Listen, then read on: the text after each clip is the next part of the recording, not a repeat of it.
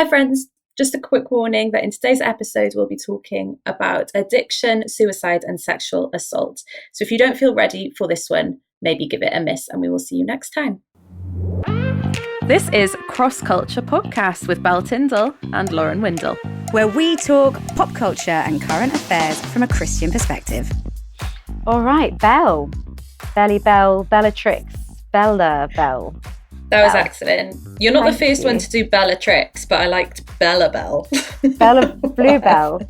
Bluebell. Baby Belle. Baby Belle's my favourite. If you have a child, we're missing a trick if we don't get it like Baby Belle, Baby Grows.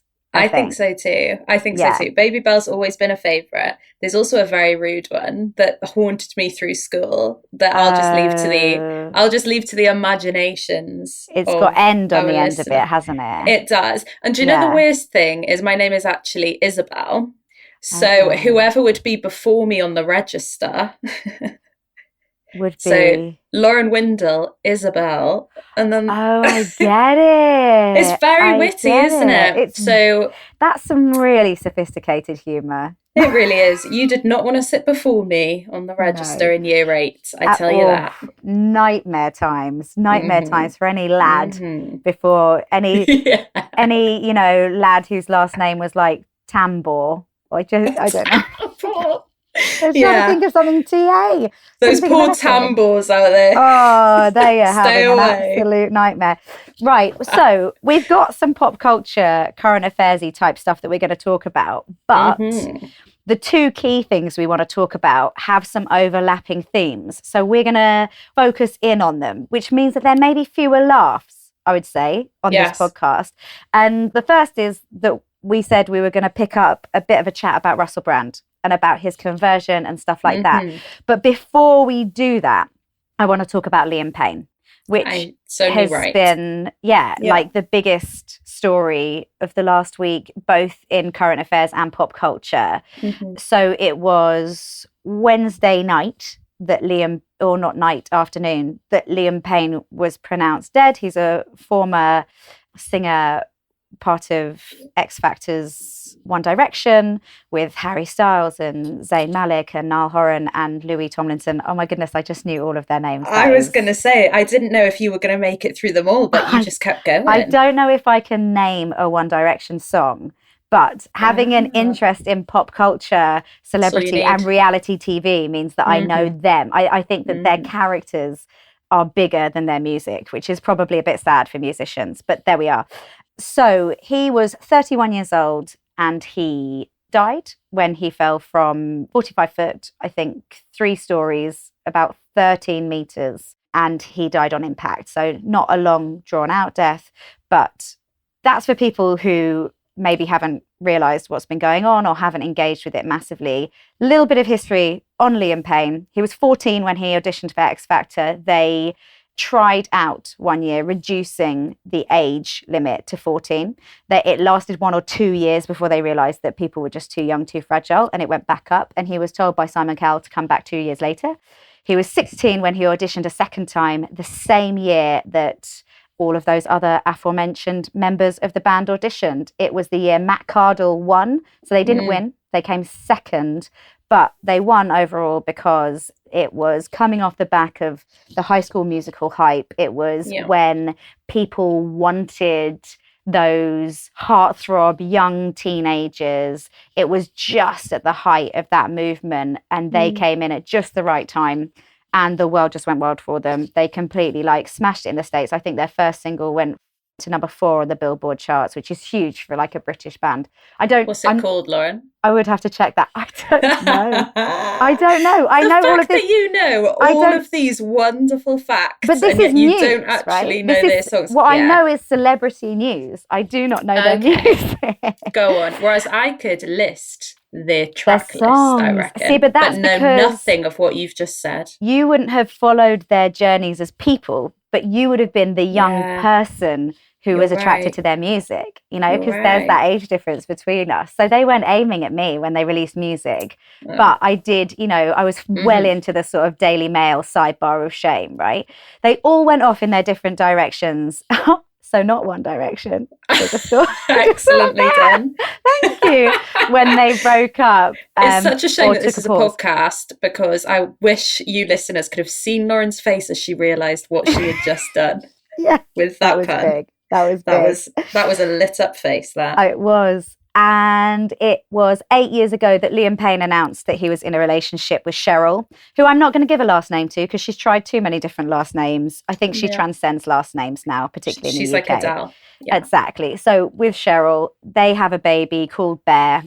They separated without getting married after 2 years together. And since then, he's had a series of... Oh, there was scandal around that because she was 10 years older.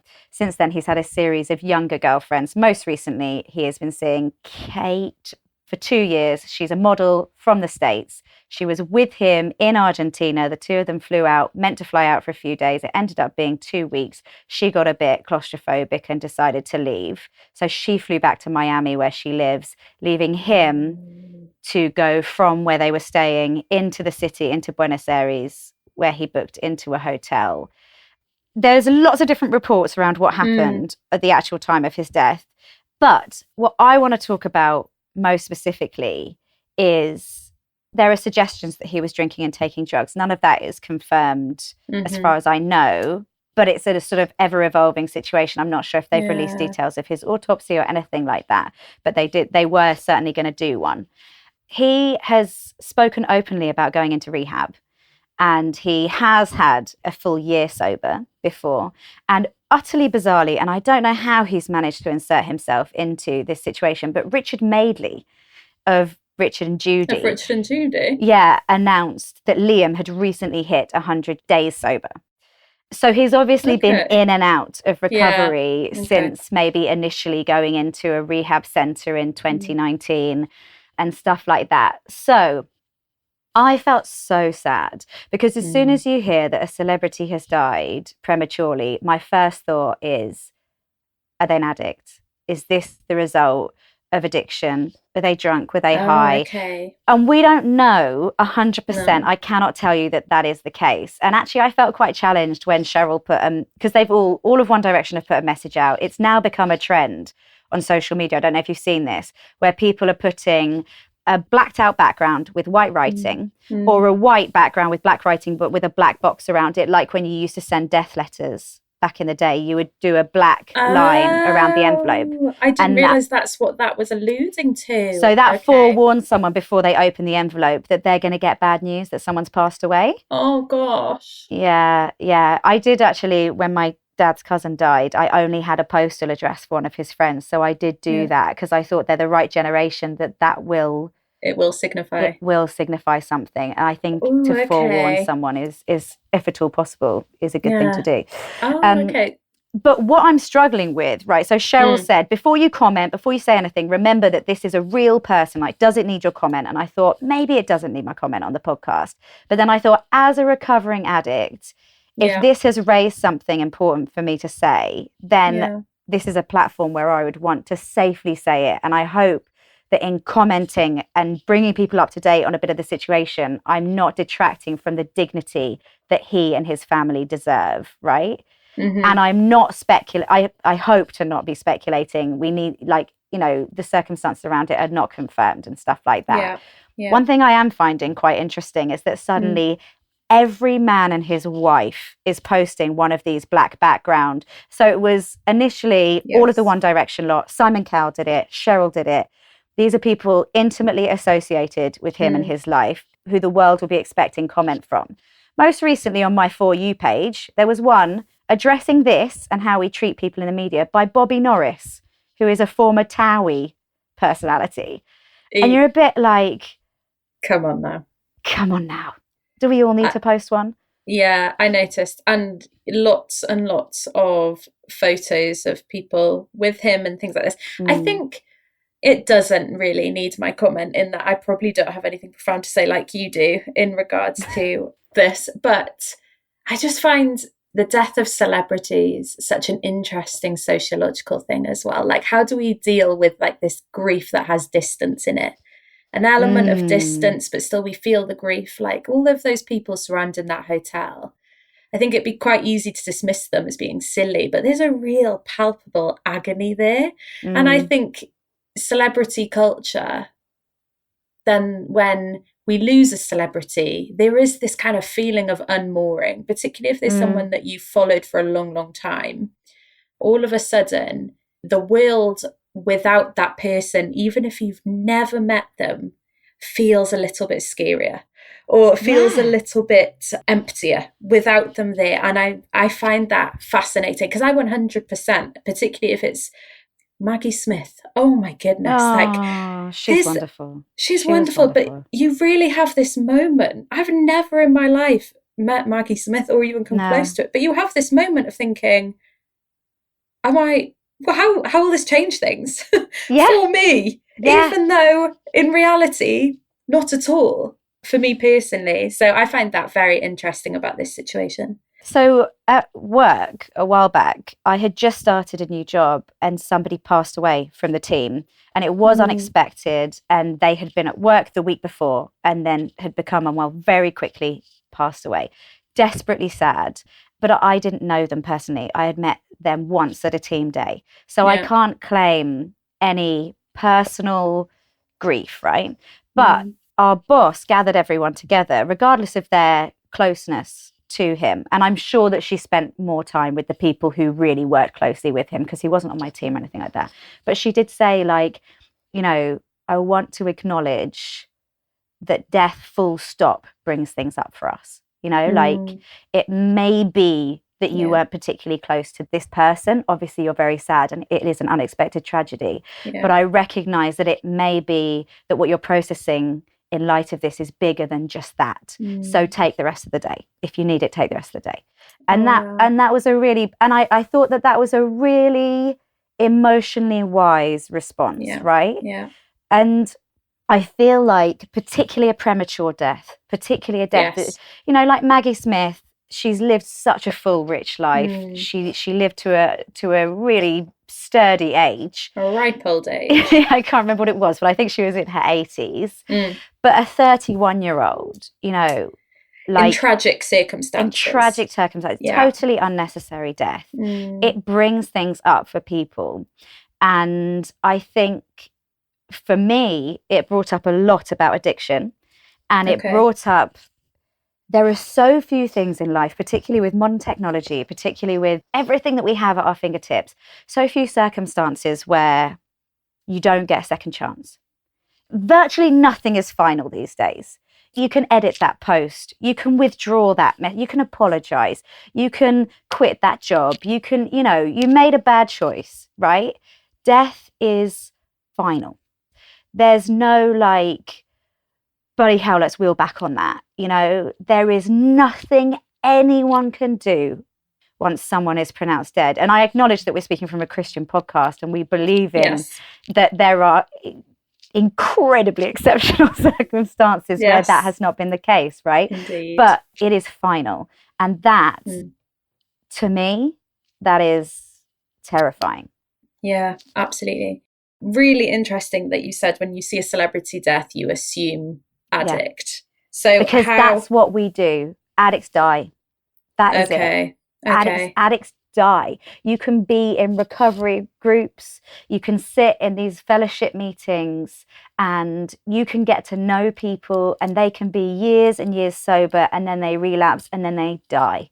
And it just becomes par for the course.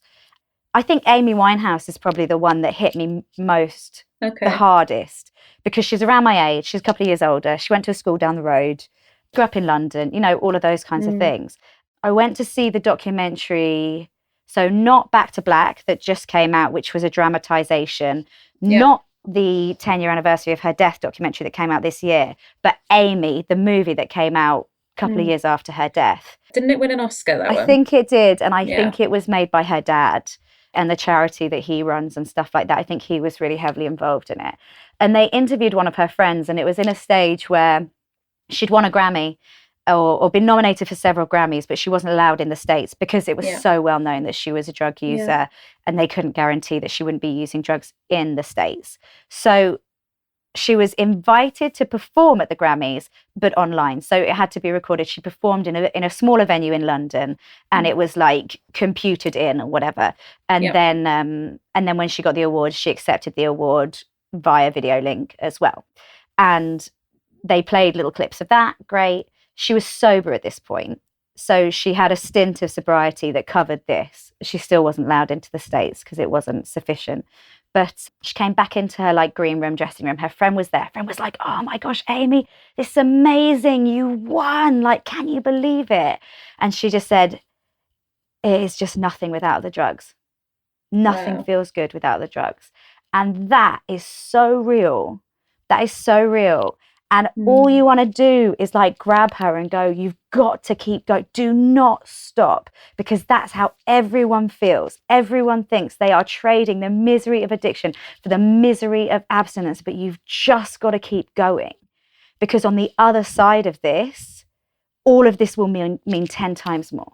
You will feel it and you will love it, and you will be so grateful that you get to remember it, and you get your friends and family are proud of you. Like, this will mean everything, but you've got to keep going. And she didn't, and she died. And addicts just die. And if I wasn't sober, death would be preferable to the life that I was living, because we end up in institutions, in prison, in hospital, or dead. And to be honest, it is an ordeal to go through any of those things in active addiction. So death would always be my choice, you know? And I know that's a really bleak, really horrible thing to say, but, you know, you see this and you think, okay, it could be that, you know, he was using and he had gotten out of hand again, and previously he'd gotten out of hand to the point where he'd had to get sober, and then maybe he'd made a conscious decision that he was going to drink again because he didn't think it was actually that big a problem, which lots of people do. Or maybe he's relapsed and it's not a conscious decision and he doesn't want to be drinking, but he is, and then this has happened. And it's just such a common story. It's such amongst addicts, you know, that you get used to it, and you see someone's face and you see a big profile picture of someone on an Instagram account that doesn't usually post about that person, and you go, they're dead. I bet it was drugs. And it is just like once every 6 months, something like that just floors you. And I imagine, I mean, a major one, which is still in the news because there's a criminal investigation going on surrounding it also, is the death of Matthew Perry, which then was confirmed to be. Oh, yeah. I read Matthew Perry's book, actually. Yeah, so did I. I just read all the really popular autobiographies, and that was massive, obviously. I read it before he died, and then it became big again once he died. It's a great, beautifully written, witty, deep, heart-wrenching, agonising book. Just for anyone who hasn't read it, I would recommend it. Although I'm not sure if I'd be able to read it now that he's gone. I wonder if that would be too sad, but it's an excellent book. But my observation from that was he writes like an addict still in turmoil. He didn't write like a person who had a healthy distance from their addictive behaviours. He wrote like someone who was still in the absolute thick of it. And and he was in a period of sobriety when he wrote that, as far as I know. But his wisdom was from within rather than reflective, is how I felt reading it. That's really interesting. That's so interesting.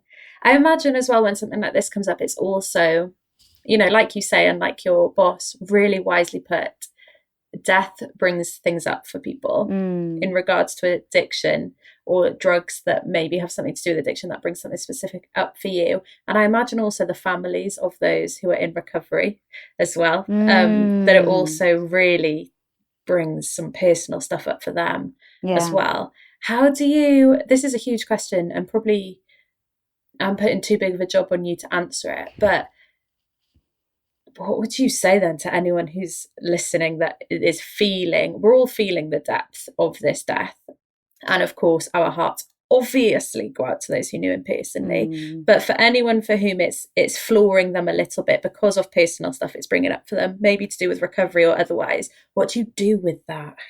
I think any difficult feelings, right? Like the worst thing you can do, and this is really tough, right? I think the worst thing you can do with heightened emotions like that is to distract yourself from them. Okay. The worst thing you can do is drink or take drugs or overeat or watch some porn or gamble or, just relentlessly hit the gym or ignore your friends or just talk to your friends constantly or, like it's in moments of heightened emotion that balance and faith, that is when they kick in to a degree that is just unprecedentedly helpful. And they don't provide any quick fix and they don't just take it away. But in the long term, they provide the framework for you to process these things in a way that will only make you more healthy and only make you stronger. And so I think anyone who writes on lament, that's where you want to go. You want, even if it's just, I can't, off the top of my head, I think Rachel Newham writes on lament. She's great on difficult emotions. And anyone who's associated with Kintsugi Hope, like that sort of charity. So Patrick Reagan, I actually haven't read a Patrick Reagan book, but he's very much on my list. I've read his two, that something over silence. Oh, what is it? We will put them in the show notes, but I've read Patrick's and they're excellent. So I can also recommend those. Both of those two are great on difficult emotions and processing difficult emotions and keeping God close in those times. I remember a KXC talk years ago. KXC is a church in North London. It was during the pandemic. Everyone was really struggling. And I just tapped into their service. It wasn't even in my church. And the guy speaking spoke on lament. And it was so powerful. And I think that we often overlook lament in favor of quick solutions. And my understanding of lament is, it's not my specialist topic, right? Is that rather than going, God, I am in pain. I am here. I'm on the floor. I'm in pain. Drag me out. It goes, God, I am here. I am on the floor. I'm in pain. Sit with me. And there's something really difficult, but really powerful about inviting that in. Yeah. Because God will. Yeah. And you can't have intimacy, or this is the experience of my life, is you can't have intimacy with God without honesty. So if your honesty in that moment is, I'm gutted, I need you to come and sit with me, he can't help you through a season you're pretending you're not in, or help you with something you're pretending isn't hurting. Like the only way you will ever keep God at arm's length is dishonesty, I think, is pretending to be in a place you're not in. And I think that's the challenge of lament. In the summer, I went to and spent some time in Nigeria with the charity Open Doors. They're an incredible charity. And I went and I spent a week in a trauma care centre with people who had lost everything. Like the stories are horrific. They told us before we went in and heard these stories, just sit and lament with them. Like just weep with those who weep. That's literally as holy as it gets. That's as kingdom of God like as it gets, is when one part of the body suffers, we all suffer. Just weep with those who weep. And it was such a masterclass in lament, because our absolute natural instinct is to either distract that feeling, or if you're like me, what I'll try to do is I'll be like, okay, I accept that I need to feel this hard thing, let me get through that as quickly as possible. I'll sit in it. I want to work through this I will journal the crap out of this bad feeling until I start to feel fine. Like I'll solution. Totally. I'm totally the same. I remember my therapist being like, you just need to let yourself feel that. And I'm like, I have done, next. And he's like, no. It's not like a tick box exercise. I'm like, I totally sat down and I was like, God, I acknowledge this feeling. It's really rubbish. I'm lamenting, lament, and done. So we're good now. Lament, completed it. Completed it, mate. Just like Mario Kart. I'm done. No, it's that accepting. I think what I find encouraging in times of lament, though, is that whilst we don't have a time frame, whilst it's not our time frame, that sort of classic Christian referring, I can't remember the Bible verse, but things have a season, right? Yeah. It isn't going to be forever, even if it feels like it's going on forever. And I kind of do have to cling on to that. Yes. But so I have been really sad, but also then you do get this guilt because you're like, you have no right to be sad because he is not in my life. There are people out there who have both the tragedy of and the shock of the death and the horrendous media reporting, plus they've actually lost someone day in, day out who is an important part of their life. And I can't claim any of that. But yeah, on the topic then of addiction. Yeah. And I always feel an affinity with someone who's in addiction or in recovery. Yeah. Yeah. Always feel connected with them. And when I first got sober, it was 2014. It was before there was any sober curious movement. It was before anyone was talking about sobriety. It was when the only reason you would turn down a drink is if you were pregnant or driving. And even then they're like, you should probably have one, you know, like it was wild to not drink. You know, I sort of straddled between two very conflicting movements of ladette culture in the 90s and then the sober curious wellness movement of green smoothies of like recent years. So we were sort of merging those two at the time, and it was all very boozy. But there were no influencers talking about it. It was shameful to talk about sobriety, right? Yeah. One person who spoke about it, one person I could find online, one person who'd done documentaries on YouTube, Russell Brand. Yeah. And I cannot tell you how grateful I was for him. Because he did them well as well, didn't he? So well and so raw. And there was one scene where in one of his, he was sitting in like some fancy London hotel, right? Beautifully kitted out on some sort of like what your granny would have in her house, but genuinely expensive, you know, like some sort of fancy chair. Yeah. And he was watching on a screen a home video of him in a squat, like raggedy clothes, might have even not had a top on, I can't remember. His hair sort of really disheveled. Properly backcombed. Yeah, but not even in the backcombed way that became his trademark, because he's using at this point. This is him as an actual addict. He just he looks like an addict, right? And it's a video of him chasing the dragon. So that's a form of administering heroin. He's just about to take it. And he pauses the video and he goes, "This is the madness of addiction. Because I'm here, I'm on telly, I'm in this fancy hotel room, I've got money, I've got everything I want.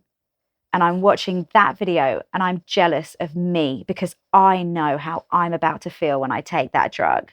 Wow. And that is, again, like, that is so real. You do not get addicts speaking that candidly. Yeah. You do not, because the world is not ready for it. And when I am invited on a stage to talk about addiction, what you get is like 10% of the grit and disgustingness and the crazy thought patterns and the behaviors of what I actually did, because no church would invite me back if I was that real. If I spoke with the frankness that I feel as an addict, it would be too far. It would be inappropriate. But he didn't. He didn't hold back. And he's literally like, I've got all of this, but in my head, all I'm going is, I want that. I want that. I want what is in my hand there. And that it is just so honest. And I felt like I needed him. And I watched everything he did. I followed all of the social media stuff. You know, I thought he was really funny anyway, so I watched his sort of stand-up shows and that kind of thing. And now you are the one who brought Russell Brand to the fore. And obviously a lot has changed since then in terms of his public persona, what we know of him. Yeah. So Russell Brand's Christian now?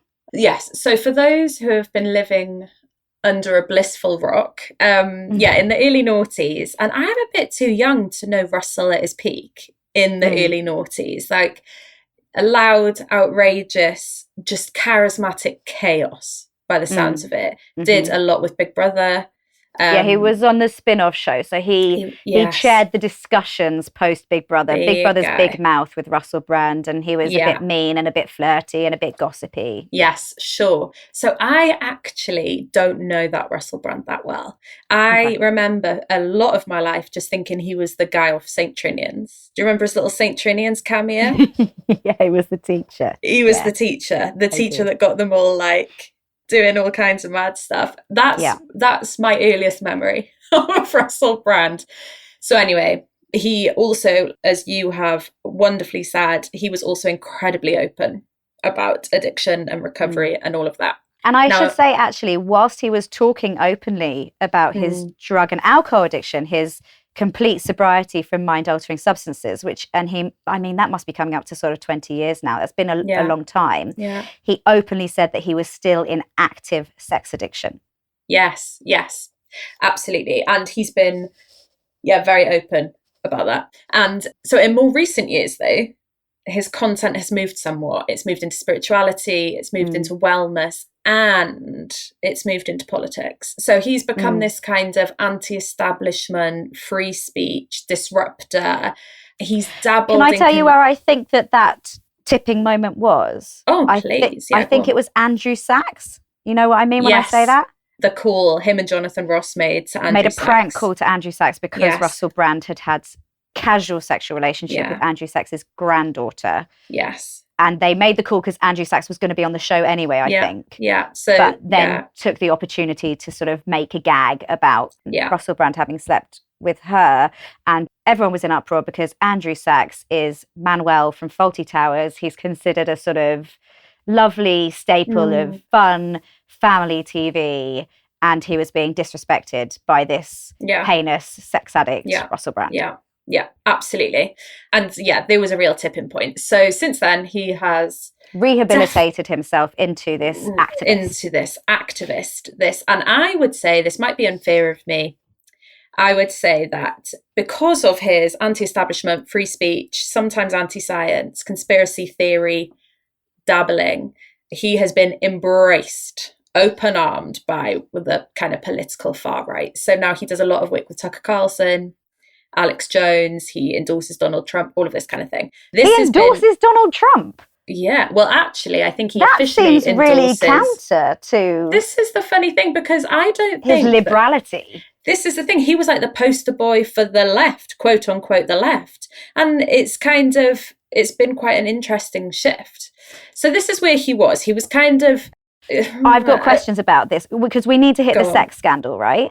We need to. This is where we're at. This is the context. Okay, you talk through the sex scandal, and then I'll kick in, because I've got questions about his political leanings, and I wonder if he has now rehabilitated himself into something more palatable to the conservative Christians of America, which would mean Donald Trump. Yes, this is the big question. So about a year ago, Channel 4, in partnership with The Times, they investigated and then published accusations made by 4 women. And these allegations include sexual assault, they include rape, emotional abuse, and coercive behaviour. Now, it's important that we say that Russell Brand outright denies these allegations. He does, His exact wording was, "I was very, very promiscuous, but every relationship I had was always consensual." That's his line. Since then, the investigations, they're still rumbling on, but they're happening very much off stage. But this is still being investigated by 2 police departments, Channel 4 and Radio 2, even though we're hearing next to nothing about them. Now, what we are hearing about in regards to Russell Brand is his conversion to Christianity. And boy, are we hearing about it. So he is praying on stages, he is preaching on the internet, he's baptizing people, he's endorsing... He's baptizing people? Oh yeah, in tiny, tiny little pants. He is endorsing devotional apps, and he very recently, I think just last week, launched a brand new podcast called Breaking Bread, which is all about his new faith. So this is where we're at. And I have thoughts, but I would like to hear yours first. I've got so many thoughts. As we all do. Go on, hit me with them. Okay, first things first. We are in the territory of no one is wholly good or wholly bad. Absolutely. And I think that I will never negate. I've seen Russell Brand live, and I have seen him embrace people in recovery when they come over and say to him, and I didn't go over and say anything, but I saw, you know, in the interval, right? He didn't go behind into the green room. He sat, legs dangling off the edge of the stage. And when people came over, and some people said, like, you know, "Oh, I'm 2 years sober and you have really inspired me," he gave them the biggest hug. He gave them the most encouragement. You know, I'm aware of people who, he doesn't live in London. I think he probably lives in LA now, but for a long time he lived just outside of Oxford, to be pretty vague. But I'm aware of people who he personally helped and supported with their recovery. Nothing will take away from the fact that that is incredible work and incredibly valuable work, right? I cannot comment on the individual circumstances, and it would be incredibly wise and probably, legally unwise to comment on these individual things. Indeed. When somebody has been relentlessly promiscuous and involved in addiction, and I actually think a lot of these accusations kick in his period of sobriety, but has an unhealthy relationship towards sex, right? I wonder, when I look at some of my friends from school or university who were, like what would have been described at the time as like top shaggers, and now they're older and they've got their kids, whatever. I look back and I think so many of those interactions that those guys had involved alcohol. If you were to sit down each of those women and say, how are you doing? How was that experience? Would their experiences match, right? And does that mean that person's evil? Does that mean I shouldn't be friends with that person? I think we're a product of our society. And I grew up, as did Russell Brand's a little bit older than me, but as did Russell Brand, in an American Pie era where sex is to be gotten at all costs. Yes, if she is literally hitting you, if she is slapping you, if she's saying no, if she's screaming, if she's running away, then fine, no. But no one talked about enthusiastic consent, right?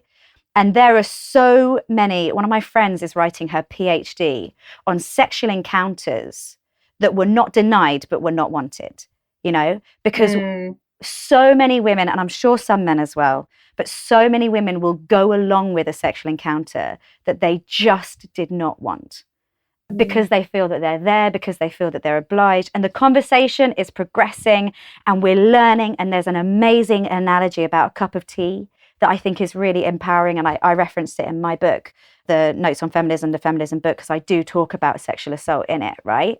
We're complicit. He joked about some of the adverse reactions that women who he'd had sexual contact with had in his comedy. And we laughed. And I don't know if I literally laughed, if I literally watched it, but I watched his comedy from that era. And everyone just thought, there he is, top shagger, sleeping with all the girls. Lots of women wanted to sleep with him. Lots of women were attracted to him, so speaking specifically about Russell Brand. So yes, he had an unhealthy relationship with sex. Yes, he openly said that. Yes, if something happened that shouldn't have happened, we're all complicit. And the tide is changing, and that's great, right? But I don't know a woman from that era who didn't have their bum smacked, who didn't have someone be pushy with them, who didn't have something happen that absolutely should not have happened. And these days we would rightly call sexual assault. But the guys were not educated. The guys did not know that would have that level of impact. We have let them down just as we have been let down, right? And I feel that my thing is not to go around educating men on the best way to treat women and blah, blah, blah. And if I have kids and I have sons, my goodness, I will make that my thing. But actually, look, when it comes to calling, when it comes to God, I feel like God says, you stand by those women, and there are other people who are going to stand in the gap and do the prevention work. But as somebody who has experienced some pretty horrific treatment, both in addiction and out, both in Christianity and out, and some of those things I reference or hint to in the book, I would say it is awful and it is not okay. But no, there's not really a but. It is awful and it's not okay. And I want to stand with those women and work through it. Yeah. And my interest is not in reprimanding the men. It is in healing with the women. That is, yeah. So as you say, the actual accusations is probably not, I can't remember the details of them, so I won't, but you can read them in the Times, you can see them on the Channel 4 documentary. They're awful and they're horrific. And I think, so I have a few thoughts about, in particular, about the lauding of Russell Brand as, how do I want to word this? Because this is a safe space, by the way, everybody. The lauding of Russell Brand as some kind of poster boy for Christianity. This is where my discomfort comes in. So from my perspective, you're the one who did a bit of research on him. So I know him pre all of that stuff and have engaged with him less since he's become more of a YouTube personality than a sort of down the line celebrity. If he is being lauded as the poster boy for Christianity, then I think that we're doing this wrong. Well, yes. Should be treated as a baby Christian. A baby Christian. Someone who is welcome in the family of God, because we absolutely all are, but needs quiet discipling out of the spotlight for a long time. Absolutely. I mean, redemption is literally the be-all and end-all. I think I said this last week. Redemption is the be-all and end-all of Christianity. There is not one part of me, not 1 inch of me that thinks that Russell Brand is beyond the intense love of God. Like, and you can see, and there are these and they are funny, but there are these reels and memes because obviously this is quite the U-turn. And so in popular culture, for people who aren't Christians, they just think they're seeing through this. And so there are funny memes that say, all these allegations have come out. Oh, I've just remembered I'm forgiven. Russell Brand saying, oh, these allegations have come out, but I've just remembered Jesus takes the blame. Like, that's not me. That's not the Jesus I know, however uncomfortable it makes me. Grace is always offensive.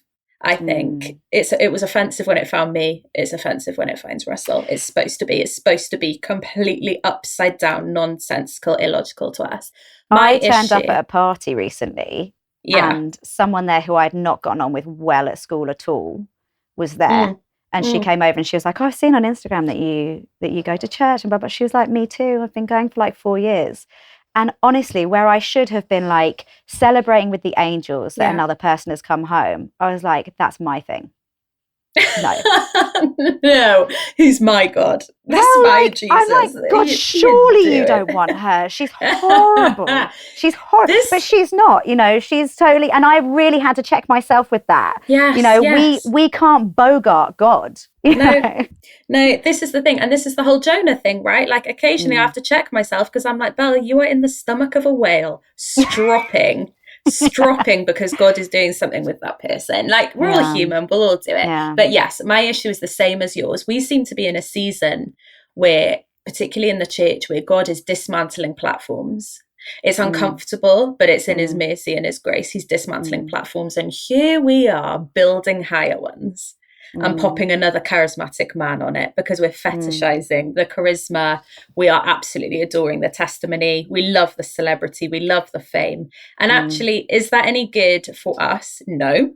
Is that any good for Russell Brand? Probably not, because like you say, he's a baby Christian. So all these people that are surrounding him, great. I want him surrounded by the most loving people who will absolutely nurture him, teach him everything there is to know about Jesus.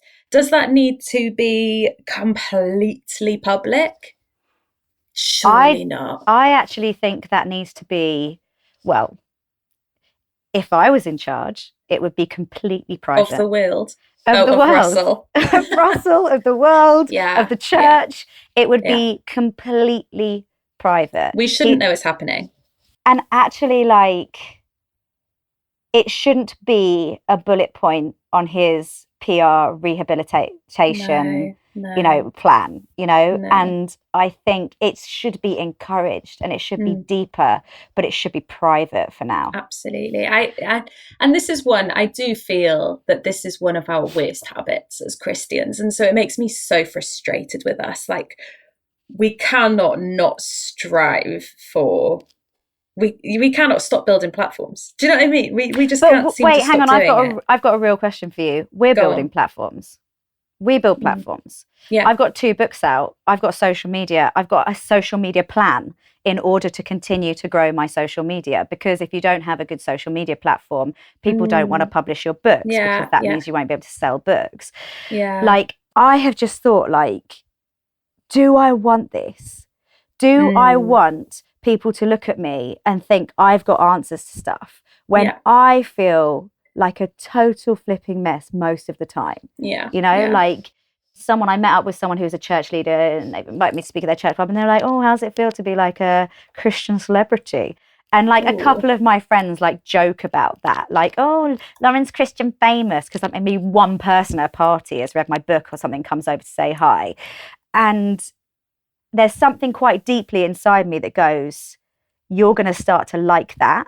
So do whatever you can to to push against it. I feel stressed about it. I feel and also I work for a publishing house where we want people who are high profile to write books, because how else do we keep the publishing house going?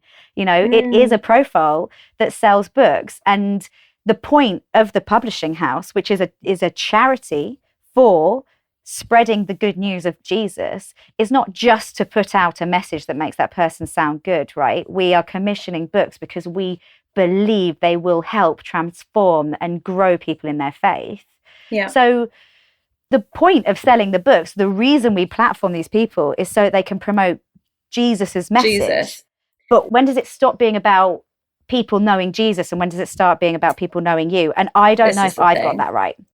This is the thing, and this is where every person who does find themselves in the public eye, however big or small, so it's all relative. I mean, we're talking about quite a small scale for you and I compared to like Russell Brand. A tiny scale for me. And if I'm honest, it might be because I'm more introverted than your wonderful extroverted self. I really struggle. Everything within me wants to hide constantly. I just happen to be nerdy enough that I can't stop yapping. And people just seem to listen and read. But it's to be absolutely ruthless with what your message is, with where your finger's pointing. Is your finger pointing towards yourself, or is it always pointing towards Jesus? And listen, we will get that wrong all the time. But to ruthlessly keep asking ourselves that question. Really die to ourselves in the public eye. And I think a lot of that is just about being honest and authentic and being real and not being advocates for ourselves. There's this beautiful thing that my boss, Graham Tomlin, he says, I don't think he coined it, but I've definitely heard him use it a lot, that we need to stop being advocates for God and start being letters from him to the world. Because if we're advocates, Graham. Good. Oh, Graham, that he's so good. Graham. Because if we're advocates for God, then what are we? Shiny, perfect, know-it-all people? No, we're letters to him, in that, fancy God hasn't let me go yet. Fancy his grace has picked me up off the floor. Fancy he's literally still sticking around. Fancy he's sat with me in my lament. We're letters to the world, but from God, not adverts about him. So I think there's a tension there for sure. And where I'm a bit of an anarchist, so I want to tear down all kind of power structures and stages. It's just not realistic, is it? But I think I'm sure that Russell Brand wasn't he arrested protesting those kinds of structures? Back when he way back in the day, he was there's footage of him mounting maybe a bus or something, or I think he dropped his trousers. But anyway, that's and part of that was to dismantle. I'm not sure. I'd have to check what the protest was for. And I also think the other thing, and I won't dwell on it, but I just think that I'm not really hearing enough people say that for women, this absolute celebration of Russell Brand as our new poster boy is actually quite complex. It's quite tricky, and I'm just not hearing enough people talk about that. And so because I have very different views to some of the people I'm closest to in the world in regards to this, and they're all men. And I get it, but I'm not hearing people just say, do you know what? I'm struggling with this, and I'm struggling with my struggle. I feel bad that I'm struggling. If I was one of the women who had launched an accusation, one of those 4 women who had reported something, I would feel very hurt that an institution which in theory represents absolute safety, that is your father's house, the church, and the Christianity that represents it is not exercising a level of caution, know. And I think, as far as I'm concerned, all are welcome, but that shouldn't.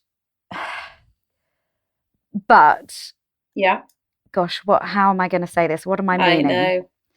He is welcome. He is welcome. He is loved. The incredible transformation he can go through, if he's open to it, through personal relationship with Jesus and great discipleship, is the process that you and I have gone through and are going through. Sorry, I don't mean to say that I'm finished. My squeaky goodness. clean. Yeah. And that's me done. Thanks very much. Much like Lament, I have completed it. Lament, sanctification, 2 boxes ticked. Oh my goodness. Just somebody try and stop me. And that has to be available to everyone. But no one in church should ever stop acknowledging that when I was an addict, I hurt people. And I shouldn't stop acknowledging that. And as part of a process of rehabilitation, I wrote a list of everyone I hurt and I made amends and I acknowledged it. And I sat in conversations with people who I had caused pain to. And I said, here's what I'm sorry for. Is there anything else? Is there anything you want to raise with me? And I humbled myself, and I have to relentlessly humble myself, right? Yeah. And I'm not saying that he has to do that publicly.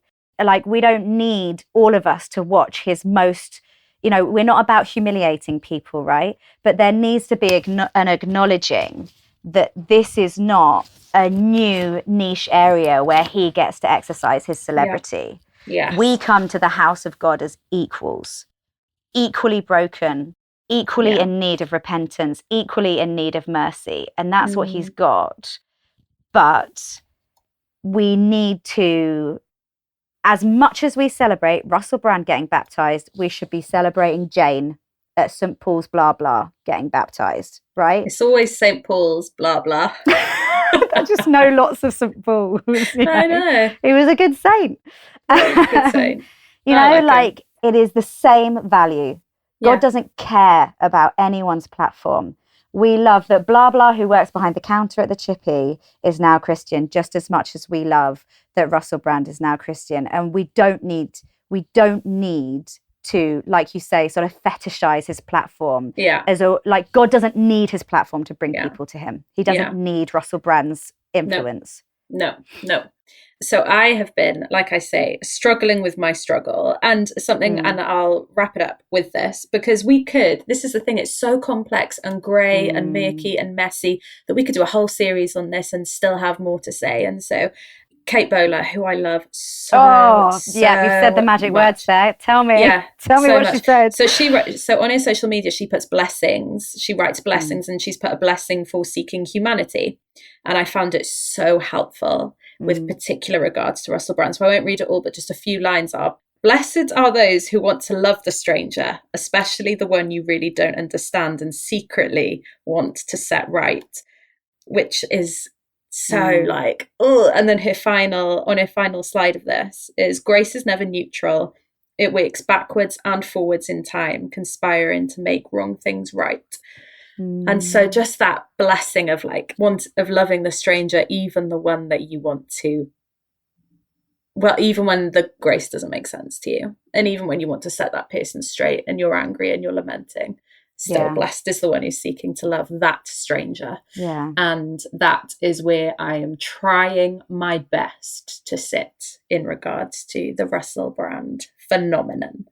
I think I'd like to acknowledge that this might have been painful for some people to listen to. I'd say that this has not been pretty, it's my least favorite in terms of fun levels of the podcast we've done. And obviously I've got a personal connection with some of these issues as well. I think we're trying to navigate this well, trying to acknowledge it. It's so hard to work out where the Bible is in this. It's so hard to work out. I wish we could just be all right, and over to God, who's just going to explain. And over to God in the studio. We're just going to, just go over, it is complex. And if anyone listening to this is feeling hurt or you've got to speak to someone about it, particularly even if you don't have a personal connection with some of this stuff. We've covered some really heavy topics. So look after yourself. Reach out to church leadership, to potentially maybe a woman in your church who's a bit further along her spiritual journey, someone who you feel safe with, because whether you have personal contact with some of this stuff or not, much like my boss said, when someone passed away, this stuff raises really heavy thoughts and heavy feelings. And you may disagree with some of the perspectives that we've put forward. You may think we haven't gone hard enough or we've gone too hard. That is all totally fine. And it is all totally valid. And that you need to have a space where you can process that. And I would really encourage you not to just turn off your phone now. Can I quickly pray? Do you mind if we pray before we finish? Please, go for it. Oh my gosh, your eyes just went really wide. Like, Did they? Right. Yeah. No, it was excitement wide. Oh, nice. Okay. Yeah, Lord God, it's just a mess. Like, we know that we are not promised an easy ride in this world, and there are so many different forces at work, and we thank you that you are good, that you bring the light, and we invite your light into our lives and into all of these circumstances, and we thank you that we have benefited from your mercy, and we have benefited from your redemption and from your sacrifice, and we just offer our lives over to you. And we offer the lives of the people who have wronged us, who have wronged other people. We offer them over to you as well. And we trust in your goodness. We trust in your justice. We don't need to seek justice because you are a God of justice. And we just pray for your perfect peace, peace that surpasses all understanding, to sit with us as we process some of these complex and messy topics. In your name, Jesus. Amen. Amen. I think that's probably it for today. Yeah, I reckon so. All right. We'll see you next week.